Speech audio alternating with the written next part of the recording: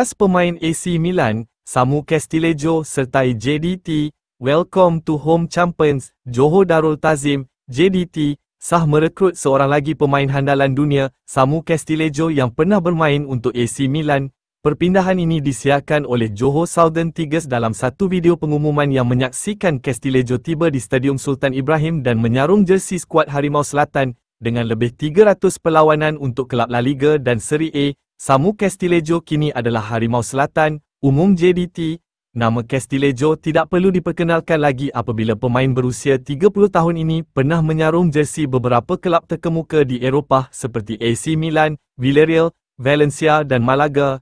Castillejo adalah pemain import kelima terbaru JDT yang tiba bagi memperkuat jentera serangan dalam usaha untuk mara lebih jauh dalam aksi AFC Champions League Elite (ACLE). Kehadiran Castillejo pastinya bakal menyuntik semangat JDT menjelang aksi menentang jaguh Thailand, Buriram United di pusingan 16 terakhir ACLE di tempat lawan minggu hadapan.